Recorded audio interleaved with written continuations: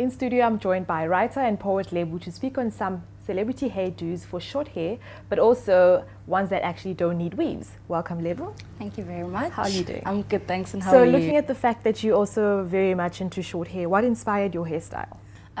For me, it just makes it so much easier to maintain. It feels lighter and I feel gorgeous. I don't feel like I need to be adorned. It's my own, it's my own hair. Nothing that's been added. So no extensions? No extensions, none of that. I don't need to be extended. I'm perfect the way that I am. So that's why it feels very comfortable. Okay, so we're going to actually explore 3 options for both natural hair and people that actually use creme relaxers, but keeping the hair short at the same time.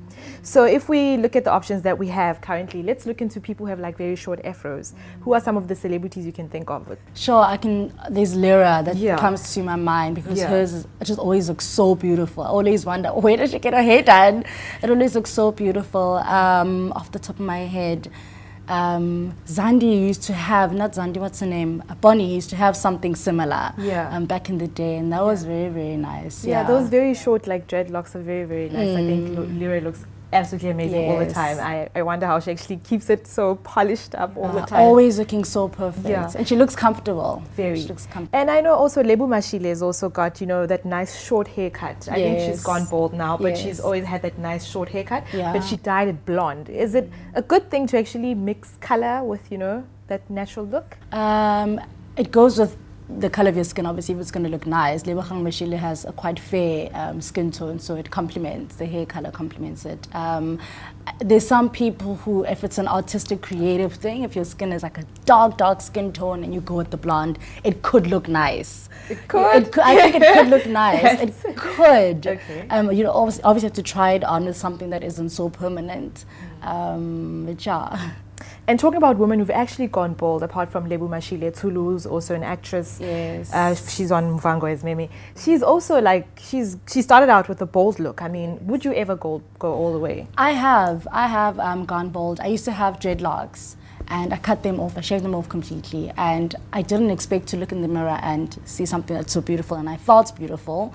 And it's comfortable. I think there's pressure on women to always be adorned. And when I had my short hair, every time I'd go to the salon to cut it, the hairdresser would always be a guy. And they'd always say, are you sure you want to do this? What if I just let your hair stay and we texturize it and we dye it? And it's, no, this is what I want to do. So it is very challenging because a woman is not supposed to have bald hair. You must always be adorned. And I mean, there's like certain stereotypes about, if a woman is bald-headed, that they're more masculine, that they might be lesbian and that sort of stuff. What do you think about those stereotypes? I think that's problematic. We like, boxing each other, and I don't think it's fair. I think that people should be allowed to do what they want to do. People should do what they want to do regardless of people's opinions. Everyone's fighting for individuality.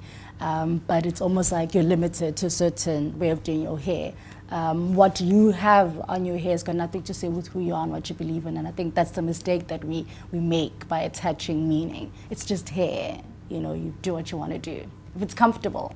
And I think that's something that we don't really take into consideration. Am I comfortable with what I have on my head? That's the most important thing. It's not necessarily about what it looks like, but am I comfortable?